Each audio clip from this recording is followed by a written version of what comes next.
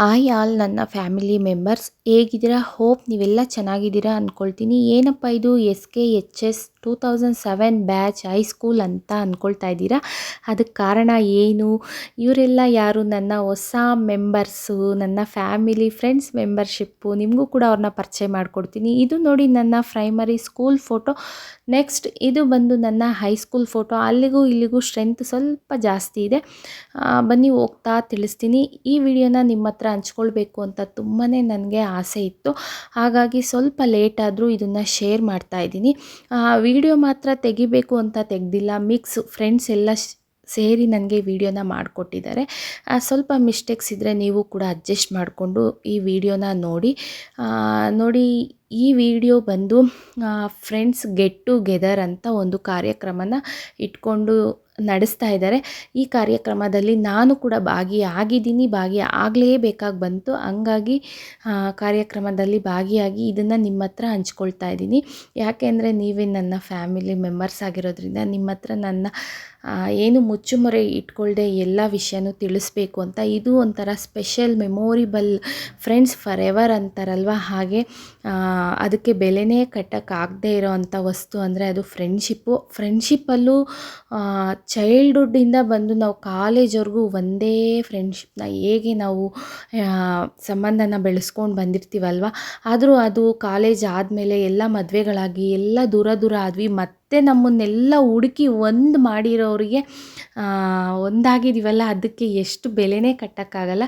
ಬನ್ನಿ, ಈಗ ಈ ವಿಡಿಯೋ ನಾನು ಮಾಡಿಲ್ಲ ಅಂದ್ರೂ ನನಗೆ ಇದನ್ನು ನೀನು ಮಾಡಬೇಕು ಅಂತ ಪುಷ್ ಮಾಡಿ ನನ್ನ ಫ್ರೆಂಡ್ಸ್ ಎಲ್ಲ ಸೇರಿ ನನಗೆ ವಿಡಿಯೋ ಎಲ್ಪ್ ಮಾಡಿ ವಿಡಿಯೋ ಮಾಡಿಕೊಟ್ಟು, ಈ ಕಾರ್ಯಕ್ರಮದಲ್ಲಿ ನಾನು ಬರಲ್ಲ ಅಂದರೂ ನನ್ನ ಆಗಲೇಬೇಕು ಅಂತ ಫೋರ್ಸ್ ಮಾಡಿ, ಆದರೂ ಇಲ್ಲಿ ಕೆಲವರಿಗೆ ನನ್ನ ಈಗಿನ ಪರಿಸ್ಥಿತಿ ಏನು, ನನ್ನ ವಿಷಯ ಏನು ಗೊತ್ತಿಲ್ಲ.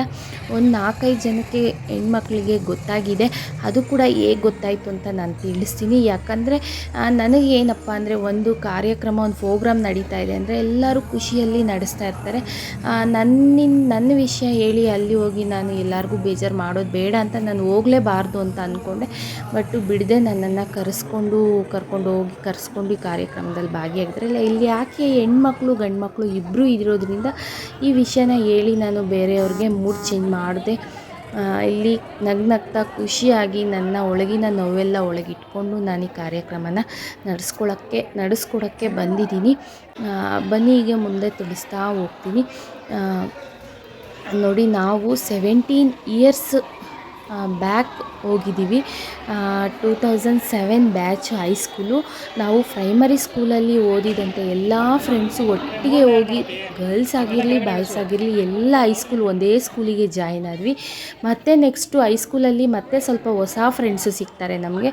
ಮತ್ತು ಕಾಲೇಜಿಗೆ ಸ್ವಲ್ಪ ಚೇಂಜಸ್ ಆಗ್ತೀವಿ. ಪ್ರೈಮರಿ, ಹೈಸ್ಕೂಲು, ಕಾಲೇಜಲ್ಲಿ ಸ್ವಲ್ಪ ಒಬ್ಬೊಬ್ಬರು ಬೇರೆ ಕಾಲೇಜ್ ಡಿವೈಡ್ ಆದ್ರೂ ನಾವು ಒಂದು ಏರಿಯಾದಲ್ಲಿ ಇದ್ವಲ್ಲ ಪ್ರೈಮರಿ ಸ್ಕೂಲ್ ಫ್ರೆಂಡ್ಸ್. ನಾವೆಲ್ಲ ಸ್ವಂತ ಮನೆಗಳಾಗಿರೋದ್ರಿಂದ ಒಂದು ಹತ್ರನೇ ಇದ್ವಿ.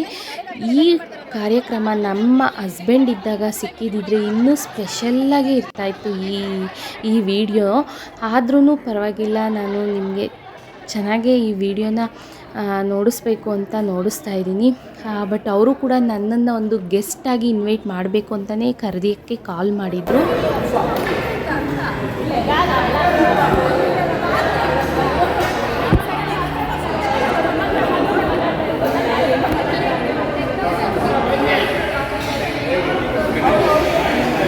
ರಾಣಿ ಮತ್ತು ಸ್ವಾತಿ ನನ್ನ ಫ್ರೆಂಡು. ಇದರಲ್ಲಿ ರಾಣಿ ಥ್ಯಾಂಕ್ ಯು ಸೋ ಮಚ್ಚು.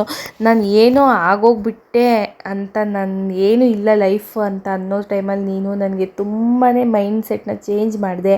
ನಿನ್ನ ಲೈಫಲ್ಲಿ ಇನ್ನೂ ಇದೆ, ನಿನ್ನ ಹಸ್ಬೆಂಡ್ ಆಸೆ ಎಲ್ಲ ನೀನು ಈಡೇರಿಸಬೇಕು, ಯೂಟ್ಯೂಬ್ ಸ್ಟಾರ್ಟ್ ಮಾಡು, ಪುಲಿಸ್ ಸ್ಟಾಪ್ ಇಟ್ಟಿರೋದನ್ನ ಮತ್ತೆ ಶುರು ಮಾಡು ಅಂತೆಲ್ಲ ಹೇಳಿ ನನ್ನ ಮೈಂಡ್ ಸೆಟ್ನ ಬದಲಾವಣೆ ತುಂಬಾ ನನ್ನಲ್ಲಿ ಚೇಂಜಸ್ ತೊಗೊಂಬಂದೆ ನಿನ್ನ ಮಾತು ಕೇಳಿ. ನನಗೆ 17 ವರ್ಷ ಗ್ಯಾಪ್. ಇವ್ರನ್ನೆಲ್ಲ ಮೀಟ್ ಮಾಡಿ 17 ವರ್ಷ ಆಗಿದೆ. ಇವತ್ತು ಒಟ್ಟಾರೆ ಸಿಕ್ಕಿ ಇವ್ರನ್ನೆಲ್ಲ ನೋಡ್ತಿದ್ರೆ ಆ ಖುಷಿ ಹೇಳಕ್ಕೇ ಸಾಧ್ಯನೇ ಇಲ್ಲ.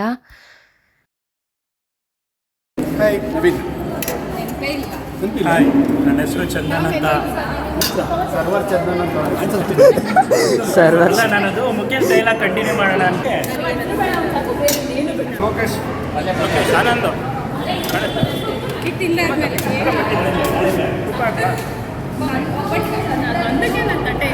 ನಾನು ಬರೋಷ್ಟೊತ್ತಿಗೆ 2:30 ಆಯಿತು. ಬೆಳಗ್ಗೆ 10 ಗಂಟೆಗೆ ಪ್ರೋಗ್ರಾಮ್ ಶುರು ಆಗಿ ಅರ್ಧ ಪ್ರೋಗ್ರಾಮು ಕಂಪ್ಲೀಟ್ ಆಗಿದೆ. ಊಟಕ್ಕೆ ಕಾಯ್ತಿದ್ರು. ಅದಕ್ಕೆ ಫಸ್ಟು ನಾನು ಬಂದಿದ ತಕ್ಷಣ ಊಟ ಮುಗಿಸ್ಕೊಳ್ಳೋಣ, ಆಮೇಲೆ ಕಾರ್ಯಕ್ರಮ ಶುರು ಮಾಡೋಣ. ನನ್ನ ಫ್ರೆಂಡ್ಸ್ನ ಪರಿಚಯ ಮಾಡಿಕೊಡ್ತೀನಿ ಬನ್ನಿ.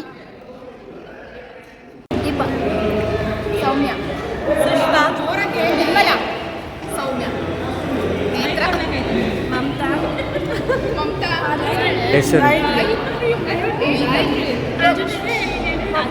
ಜಯಶ್ರೀ, ಲತಾಶ್ರೀ.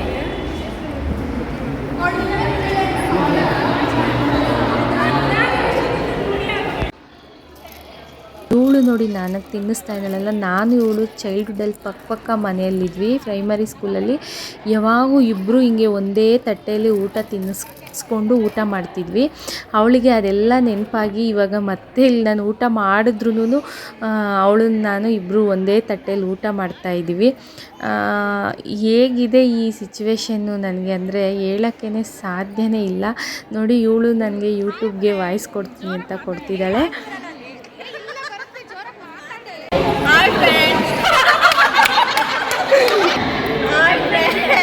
ಎಲ್ಲರೂ ಹೇಗಿದ್ದೀರಾ?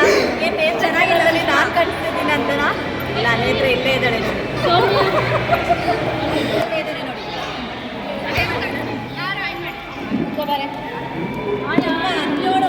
ನೋಡು ಅಷ್ಟಿಂದ ಬ್ಯಾಕ್ ಇಂದ ಇವತ್ತು ಎಲ್ಲರೂ ಗೆಟ್ ಟುಗೆದರ್ ಮಾಡ್ಕೊಂಡಿದ್ದಾರೆ. ನಮ್ಮ ಸ್ಕೂಲ್ ಹೈಸ್ಕೂಲ್ ಟೀಚರ್ಸ್ನ ಕೆಲವರು ವಯಸ್ಸಾಗಿದೆ ಸಿಕ್ಕಿರೋರನ್ನ ಕರ್ಕೊಂಬಂದು ಟೀಚರ್ಸ್ಗೆ ಒಂದು ಸನ್ಮಾನ ಮಾಡಿ ಎಲ್ಲ ಕರ್ಕೊಂಡೋಗಿ ಬಿಟ್ಟು ಬಂದು ಸ್ವಲ್ಪ ಗೇಮ್ಸ್ ಎಲ್ಲ ಆಡಿದ್ದಾರೆ. ನಾನು ಬರೋದಕ್ಕೆ ಕಾಯ್ತಿದ್ರು. ಸ್ವಲ್ಪ ಗೇಮ್ಸ್ ಪೆಂಡಿಂಗ್ ಇಟ್ಕೊಂಡು ಈಗ ಗೇಮ್ಸ್ ಶುರು ಮಾಡಿ ಆಡ್ತಾಯಿದ್ದೀವಿ. ನಾವು ಸ್ಕೂಲ್ ಟೈಮಲ್ಲಿ ಏನೆಲ್ಲ ಗೇಮ್ಸ್ ಆಡಿದ್ವಿ ಆ ಗೇಮ್ಸ್ನ ಆಡ್ತಾಯಿದ್ದೀವಿ. ಇವತ್ತು ನಮಗೆ ಏನು ಆಡಬೇಕು, ಯಾವ ಥರ ಸ್ಪೆಂಡ್ ಮಾಡಬೇಕು ಎಲ್ಲ ಮಾಡ್ತಾಯಿದ್ವಿ. ಮ್ಯೂಸಿಕ್ ಎಲ್ಲ ಹಾಕ್ಕೊಂಡು ಓಕೆ, ತುಂಬಾ ಚೆನ್ನಾಗಿತ್ತು. ಮೆಮೊರಿಬಲ್ ಡೇ ಅಂತೀನಿ ನನ್ನ ಲೈಫಲ್ಲಿ. ನನ್ನ ಹಸ್ಬೆಂಡ್ ಇದ್ದಿದ್ರೆ ಇನ್ನೂ ಸ್ಪೆಷಲ್ಲಾಗಿ ತುಂಬಾ ಖುಷಿ ಪಡ್ತಿದ್ರು. ಇವರಿಗೆ ನಾನು 17 ವರ್ಷ ಗ್ಯಾಪ್ ಯಾವುದೇ ಥರ ಕಾಂಟ್ಯಾಕ್ಟ್ ಇಲ್ಲದೆ ಹೇಗೆ ನಾನು ಸಿಕ್ಕಿದೆ ಅಂದರೆ, ನಮ್ಮ ಯಜಮಾನ್ರು ಇಲ್ಲ ಅಂತ ನಾನು ಅಂದ್ಕೊಂಡಿಲ್ಲ. ಪ್ರತಿ ಕ್ಷಣ, ಪ್ರತಿ ದಿವಸ, ಪ್ರತಿ ನಿಮಿಷ ನನ್ನೊಟ್ಟಿಗೆ ಅವರು ಇದ್ದೇ ಇದ್ದಾರೆ ಅಂತ ಅಂದ್ಕೊಂಡಿದ್ದೀನಿ ನಾನು.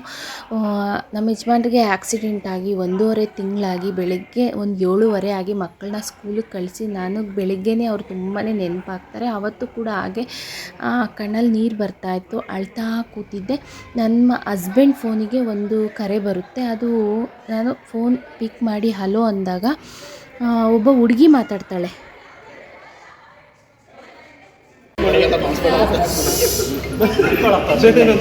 ಹಿಡ್ಕೋ ಸುಮ್ಮನೆ ನೀನು. ಎಲ್ಲರೂ ಫಿಗರ್ ಔಟ್ ಮಾಡೋದಕ್ಕೆ ತುಂಬ ಕಷ್ಟ ಆಗ್ತಾಯಿದೆ ಅನಿಸುತ್ತೆ. ಈ ಗೇಮ್ ಬಂದು ಚೈನ್ ಲಿಂಕ್ ಗೇಮ್ ಅಂತ. ಯಾರು ಕೈ ಬಿಡ್ದೇ ಈ ಲಿಂಕ್ನ ಓಪನ್ ಮಾಡಬೇಕು. ಅಂದರೆ ನಮ್ಮ ಫ್ರೆಂಡ್ಶಿಪ್ ಯಾವತ್ತೂ ಹೀಗೆ ಕೈ ಇಟ್ಕೊಂಡು ನಾವಿರೋವರೆಗೂ ನಮ್ಮ ಫ್ರೆಂಡ್ಶಿಪ್ನ ಉಳಿಸ್ಕೊಂಡು ಹೋಗಬೇಕು ಅನ್ನೋದೇ ಈ ಗೇಮಿನ ಉದ್ದೇಶ. ಹಾಗೆ ನಾವು ಮಾಡಿದ್ವಿ ಕೂಡ, ಹಾಗೆ ಇರ್ತೀವಿ ಕೂಡ. ಇಷ್ಟು ವರ್ಷಕ್ಕೆ ಎಲ್ಲರೂ ಒಟ್ಟಾಗಿ ಸಿಕ್ಕಿದ್ದೀವಿ. ಇದನ್ನು ಯಾವತ್ತೂ ನಾವು ಬಿಟ್ಕೊಡಲ್ಲ. ಹೀಗೆ ಇರಬೇಕು ಅಂತ ನಾನು ಕೂಡ ತುಂಬಾ ಆಶಿಸ್ತೀನಿ. ಮಧ್ಯ ಸ್ಟೋರಿ ಹೇಳ್ತಾ ನಾನು ವೀಡಿಯೋನ ಕಂಟಿನ್ಯೂ ಮಾಡ್ತಾಯಿದ್ದೀನಿ. ಯಾಕಂದರೆ ನೀವು ಕೂಡ ವೀಡಿಯೋ ನೋಡಲಿ ಅಂತ ಆಗಲೇ ಸ್ಟೋರಿ ಹೇಳ್ತಿದ್ದೆ. ನೋಡಿ, ಆವತ್ತು ಬುಧವಾರ ಬೆಳಗ್ಗೆನೇ ಒಂದು 7:30ಗೆ ನನಗೆ ಒಂದು ಫೋನ್ ಕಾಲ್ ಬರುತ್ತೆ. ಅದು ನನ್ನ ಹಸ್ಬೆಂಡ್ ಫೋನಿಗೆ ಬರುತ್ತೆ. ನಾನು ಫೋನು ಪಿಕ್ ಮಾಡಿ ಹಲೋ ಅಂದಾಗ ಒಬ್ಬ ಹುಡುಗಿ ಧ್ವನಿನ ಕೇಳುತ್ತೆ ನನಗೆ. ಯಾರು ಅಂದಾಗ ಅವರು ಸ್ವಲ್ಪ ನನ್ನ ರ್ಯಾಗಿಂಗ್ ಮಾಡ್ತಾ, ಹಾಯ್ ಹೇಗಿದೆಯಾ ನೇತ್ರ, ಹಂಗೆ ಹೀಗೆ ಅಂತಾರೆ. ಏನು ನನ್ನ ಬಗ್ಗೆ ಎಲ್ಲ ಈ ಥರ ವಿಚಾರಿಸ್ತಾರೆ. ಸಾರಿ ಮೇಡಮ್, ನಾನು ತುಂಬಾ ಬೇಜಾರಲ್ಲಿದ್ದೀನಿ. ನೀವು ಯಾರು ಅಂತ ಹೇಳಿಲ್ಲ ಅಂದರೆ ನಾನೀಗ ಫೋನ್ ಕಟ್ ಮಾಡಿ ಕಾಲ್ ಬ್ಲಾಕ್ ಮಾಡ್ತೀನಿ, ಮತ್ತು ನಿಮ್ಮ ಫೋನ್ ಬರಲ್ಲ ಅಂತ ಹೇಳ್ತೀನಿ. ಆಗ ಸಾರಿ ನೇತ್ರ, ನಾನು ನಿನ್ನ ಫ್ರೆಂಡು, ಹೈಸ್ಕೂಲ್ ಫ್ರೆಂಡ್ ಸ್ವಾತಿ ಅಂತ ಹೇಳ್ತಾರೆ. ಥಟ್ ಅಂತ ನನಗೆ ನೆನಪಾಗುತ್ತೆ. ಓ ಸ್ವಾತಿ ಹೇಗಿದೆಯಾ ಅಂದಿದ ತಕ್ಷಣ ನಾನು ಫಸ್ಟ್ ಕ್ವಶನ್ನೇ, ನನ್ನ ಹಸ್ಬೆಂಡ್ ನಂಬರ್ ನಿನಗೆ ಹೇಗೆ ಸಿಕ್ತು ಅಂತ ನಾನು ಕೇಳ್ತೀನಿ. ಇನ್ನೇನಮ್ಮ ಮಾಡೋದು, ನೀನು ದೊಡ್ಡ ಯೂಟ್ಯೂಬರ್ ಆಗಿಬಿಟ್ಟಿದೀಯಾ. 1 ತಿಂಗಳಿಂದ ನಿನಗೆ 2 ತಿಂಗಳಿಂದ ನಿನ್ನ ವೀಡಿಯೋಸ್ ಎಲ್ಲ ನಮಗೆ ರೀಚ್ ಆಯಿತು. ನಮ್ಮ ಬ್ಯಾಚಲ್ಲಿ ಒಬ್ಬ ಹುಡುಗನಿಗೆ ರೀಚ್ ಆಗಿ ಅವನು ಎಲ್ಲರೂ ನಾವು ಮಾತಾಡಿಕೊಂಡು ಕೂತ್ಕೊಂಡು ಅದೇ ನೇತ್ರನೇ ಈ ನೇತ್ರ, ಅವಳೆಲ್ಲ ದೊಡ್ಡಬಳ್ಳಾಪುರದ ಬಗ್ಗೆ ಎಲ್ಲ ಮಾತಾಡಿದ್ದಾಳೆ. ಅವಳೇ ಈ ನೇತ್ರ ಅಂತ ಹೇಳಿ ಸ್ವಲ್ಪ ಚೇಂಜಸ್ ಆಗಿದ್ದಾಳೆ, ಬಟ್ ಅದೇ ನೇತ್ರನೇ ಇದು ಅಂತ ನಾವು ಎಲ್ಲ ಡಿಸೈಡ್ ಮಾಡಿಕೊಂಡು ನಿನಗೆ ಮೆಸೇಜ್ ಮಾಡ್ತಾಯಿದ್ದೀವಿ, ಫೋನ್ ನಂಬರ್ ಕಳಿಸು ಅಂತೆಲ್ಲ. ನೀನು ರಿಪ್ಲೈನೇ ಮಾಡ್ತಾಯಿಲ್ಲ.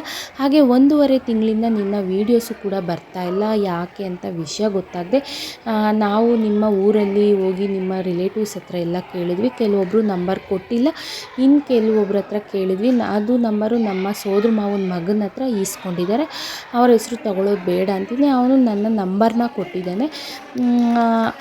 ಅದು ನನ್ನ ನಂಬರ್ ಕೊಟ್ಟಿಲ್ಲ, ನನ್ನ ಹಸ್ಬೆಂಡ್ ನಂಬರ್ ಕೊಟ್ಟು ನನ್ನ ವಿಷಯ ಏನು ತಿಳಿಸಿಲ್ಲ ಅನಿಸುತ್ತೆ. ನಮ್ಮ ಹಸ್ಬೆಂಡ್ಗೆ ಈ ಥರ ಆಗಿರೋದು. ಅವರು ನಂಬರ್ ಸಿಕ್ಕಿರೋ ಖುಷಿ ಆಯಿತು. ಅದಕ್ಕೆ ನಾವೆಲ್ಲ ಮಾತಾಡಿಕೊಂಡು ಯೂಟ್ಯೂಬರ್ ನಂಬರ್ ಕೂಡ ಸಿಕ್ತು ಅಂದ್ಬಿಟ್ಟು ಬೆಳಗ್ಗೆ ನಿಮಗೆ ಕಾಲ್ ಮಾಡಿದ್ದೀನಿ ನೇತ್ರ. ಹೇಗಿದೆಯಮ್ಮ ಅಂತ ಅಂದಿದ ತಕ್ಷಣ ನನಗೆ ಅಳು ಬರುತ್ತೆ. ನಾನು ಹತ್ತಿದ ತಕ್ಷಣ ಅವಳು ಹೇಳ್ತಾಳೆ, ಯಾಕೆ ಅಳ್ತೀಯ, ಇಷ್ಟು ದಿವಸಕ್ಕೆ ಸಿಕ್ಕಿದೀಯಾ, ಖುಷಿ ಪಡೋಣ, ಪ್ರೋಗ್ರಾಮ್ ಇಟ್ಕೊಂಡಿದ್ದೀವಿ ಅಥವಾ ಈ ಥರ ಗೆಟ್ ಟುಗೆದರು, ನೀನು ನಿಮ್ಮ ಹಸ್ಬೆಂಡ್ ಇಬ್ಬರು ಕೂಡ ಒಂದು ಗೆಸ್ಟಾಗಿ ಈ ಪ್ರೋಗ್ರಾಮ್ಗೆ ಇನ್ವೈಟ್ ಮಾಡೋಕ್ಕೆ ಕಾಲ್ ಮಾಡಿದ್ದೀನಿ, ದಯವಿಟ್ಟು ಬರಬೇಕು, ಇಂಥ ದಿವಸ ಫಿಕ್ಸ್ ಮಾಡ್ತೀವಿ, ಇನ್ನೊಂದು ವೀಕಲ್ಲಿ ರೆಡಿನಾ ನೀವು ಅಂತಾಳೆ. ಯಾಕೆ ಅಂದರೆ ನೀವು ಇರಲ್ಲಮ್ಮ, ನೀವು ಟ್ರಾವೆಲ್ ಹೋಗ್ತಾ ಇರ್ತೀರಲ್ವ, ಅದಕ್ಕೆ ನಿನಗೆ ಒಂದು ವಾರಕ್ಕೆ ಮುಂಚೆನೇ ತಿಳಿಸ್ತಾ ಇದ್ದೀನಿ, ಇಬ್ಬರು ಬರಬೇಕು, ಕೊಡು ನಿನ್ನ ಹಸ್ಬೆಂಡ್ಗೆ ಹೇಳ್ತೀನಿ ಅಂದಿದ ತಕ್ಷಣ ನನಗೆ ಇನ್ನೂ ತುಂಬ ಅಳು ಜೋರಾಗುತ್ತೆ. ಆಗ ನಾನು ತುಂಬ ಹತ್ಬಿಟ್ಟು ಫೋನ್ ಕಟ್ ಮಾಡ್ತೀನಿ. ಮತ್ತೆ ಅವಳು ಕಾಲ್ ಬ್ಯಾಕ್ ಮಾಡಿ ಕೇಳ್ತಾಳೆ, ಯಾಕೆ ನೇತ್ರ ಅಂತ. ನಾನಾಗ ತಡ್ಕೊಳಕ್ಕಾಗದೆ ನನ್ನ ವಿಷಯನ ತಿಳಿಸ್ತೀನಿ ಅವಳಿಗೆ, ಈ ಥರ ಎಲ್ಲ ಆಗಿದೆ, ನಾನು ಸದ್ಯಕ್ಕೆ ಇನ್ನೂ ಮನೆ ಬಿಟ್ಟು ಹೊರಗೂ ಹೋಗಿಲ್ಲ, ನನಗೆಲ್ಲೂ ಹೋಗೋ ಆಸೆನೂ ಇಲ್ಲ ಅಂತೆಲ್ಲ ಹೇಳ್ತೀನಿ. ಆಗ ಅವಳು ತುಂಬಾ ಧೈರ್ಯ ಕೊಡ್ತಾಳೆ ನನಗೆ. ನೋಡು, ಈ ಥರ ಎಲ್ಲ ಮಾತಾಡಬೇಡ, ಇಷ್ಟು 17 ವರ್ಷಕ್ಕೆ ನೀನು ಸಿಕ್ಕಿದೆಯಾ ಅಂದರೆ ಇದಕ್ಕೆ ಕಾರಣ ನಿಮ್ಮ ಯಜಮಾನ್ರೇ ಇರ್ಬೋದು, ನೀನು ಇವಾಗಿರೋವಂಥ ಡಿಪ್ರೆಷನ್ ಮೈಂಡಲ್ಲಿದೆಯಾ, ಇದನ್ನೆಲ್ಲ ನಿನಗೆ ಒಂದು ಹೊಸ ಬದಲಾವಣೆ ತರಬೇಕು ಅಂತ ನಿಮ್ಮ ಯಜಮಾನ್ರೆ ನಮ್ಮನ್ನೆಲ್ಲ ಹುಡುಕಿ ತೊಗೊಂಬಂದಿದ್ದಾರೆ. ನೀನು ನಮಗೆ ಇವಾಗೇ ಸಿಗಬೇಕು ಅಂತ ಆಶ್ಚರ್ಯ ಆಗ್ತಿದೆ, ಇದು ಅವರೇ ನಿನಗೆ ಮಾಡಿರೋದು, ದಯವಿಟ್ಟು ಹಂಗೆಲ್ಲ ಮಾತಾಡಬೇಡ, ನಾವೇ ಬರ್ತೀವಿ, ನಿನ್ನನ್ನು ಪಿಕಪ್ ಮಾಡ್ಕೊಳ್ತೀವಿ ಮತ್ತು ಡ್ರಾಪ್ ಮಾಡ್ತೀವಿ, ಫಸ್ಟು ನಿನ್ನನ್ನು ನೋಡಬೇಕು ಅನ್ನಿಸ್ತಿದೆ ನಮಗೆ, ನಾವೇ ಬರ್ತೀವಿ, ನೀನು ಹಂಗೆಲ್ಲ ಮಾತಾಡಬೇಡ, ಏನು ಕೆಟ್ಟ ಆಲೋಚನೆ ಮಾಡಬೇಡ ಅಂತೆಲ್ಲ ನನಗೆ ತುಂಬಾ ಧೈರ್ಯ ತುಂಬ್ತಾರೆ. ಆವತ್ತು ನಾನು ಈ ಪ್ರೋಗ್ರಾಮ್ಗೆ ಬರಬೇಕು ಅಂತ ಹೇಳಿ ಡಿಸೈಡ್ ಆಗಿ ನನ್ನ ಅಮ್ಮನಿಗೆ ಎಲ್ಲ ಹೇಳ್ತಾರೆ, ಕಳಿಸಿ ಆಂಟಿ, ನಾವೇ ಕರ್ಕೊಂಡು ಹೋಗ್ತೀವಿ ಬಂದು. ಅವಳು ಮೈಂಡಿಗೆ ಚೇಂಜಸ್. ನಾನಾಗ ಹೇಳ್ತೀನಿ, ಯಾರಿಗೂ ಇಲ್ಲಿ ಈ ಬ್ಯಾಚಲ್ಲಿ 1-2-3 ಗೊತ್ತಾಗಿದೆ ಅಷ್ಟೇ, ಆಲ್ಮೋಸ್ಟ್ ಬೇರೆ ಇನ್ಯಾರಿಗೂ ಗೊತ್ತಿಲ್ಲ. ಈ ವಿಡಿಯೋ ನೋಡಿದ್ಮೇಲೆ ಇದರಲ್ಲಿ ನಾನು ಹೋದ್ಮೇಲೆ ಅರ್ಧ ಜನ ಹೆಣ್ಮಕ್ಳಿಗೆ ತಿಳಿಸಿದ್ವಿ, ಬಟ್ ಇನ್ನೂ ಕೆಲವು ಜನಕ್ಕೆ ಗೊತ್ತಿಲ್ಲ. ಈ ವಿಡಿಯೋನ ನೋಡಿದ್ಮೇಲೆ ಬಹುಶಃ ಅವ್ರಿಗೆಲ್ಲ ಗೊತ್ತಾಗುತ್ತೆ ಈ ವಿಷಯ.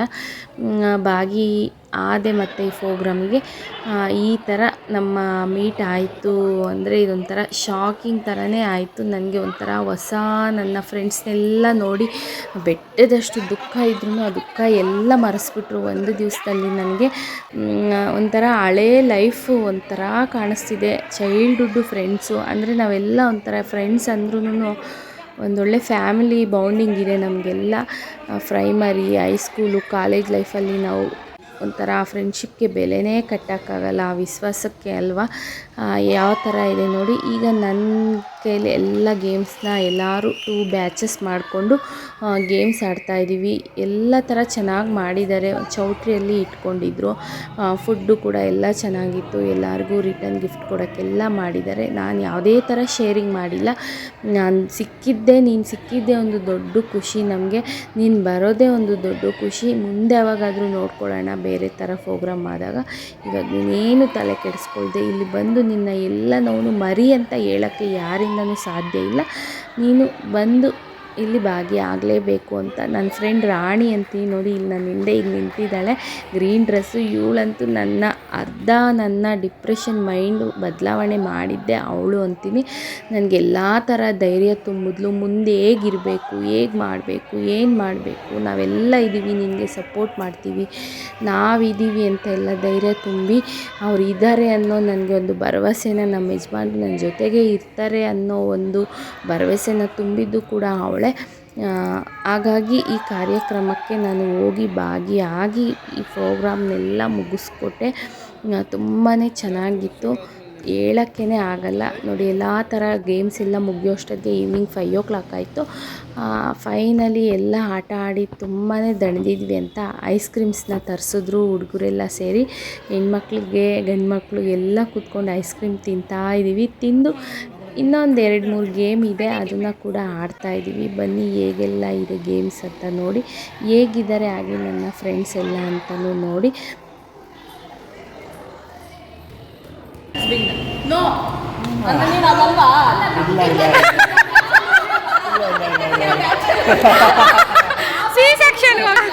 ಓಕೆ, ಪರವಾಗಿಲ್ಲ.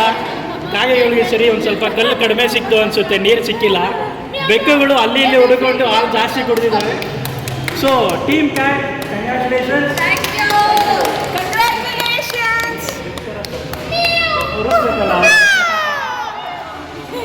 Okay, thank you guys.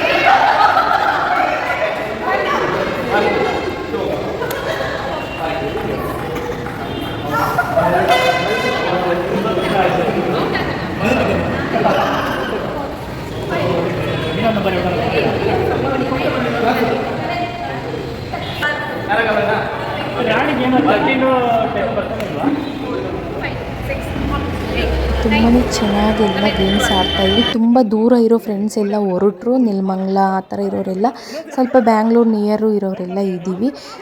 ನೋಡಿ ಎಲ್ಲ ಥರ ಗೇಮ್ಸ್ ತುಂಬ ಚೆನ್ನಾಗಿ ಆಡಿಸ್ತಾ ಇದ್ದಾರೆ.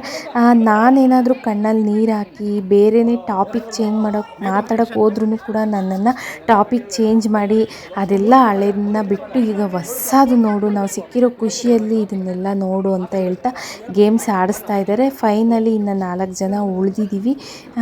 ಈಗೂ ಕೂಡ ನೋಡಿ ನಾವಿಬ್ಬರು ಹೇಗೆ ಕಿತ್ತಾಡ್ತಾ ಇದ್ದೀವಿ, ಸಣ್ಣ ಮಕ್ಳ ಥರ ಬಾಲ್ಯಕ್ಕೆ ಹೋಗ್ಬಿಟ್ಟಿದ್ದೀವಿ. ನಾನು ಅವಳು ಕಿತ್ತಾಡ್ತಾ ಇದ್ದೀವಿ ಗೇಮಲ್ಲಿ. ಫೈನಲಿ ನಾನು ಔಟ್ ಆದೆ. ಇವಾಗ ಅವರಿಬ್ಬರಲ್ಲಿ ಯಾರು ವಿನ್ನು ನೋಡೋಣ.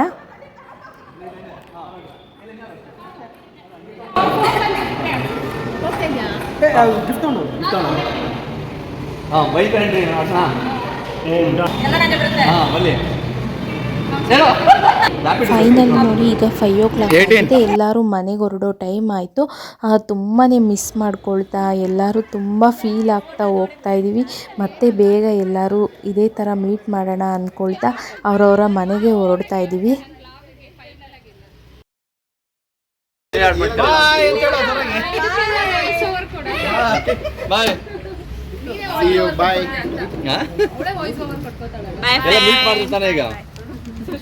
ಯೂಟ್ಯೂಬ್ ಹಾಕಿದ್ರೆ ಫಸ್ಟ್ ನಮ್ಗೆ ಕೇಳಬೇಕು ಪರ್ಮಿಷನ್.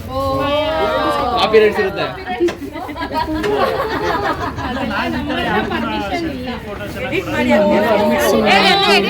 ರೂಟಲ್ಲಿ ಹೋಗ್ತಿದ್ದಾರೆ.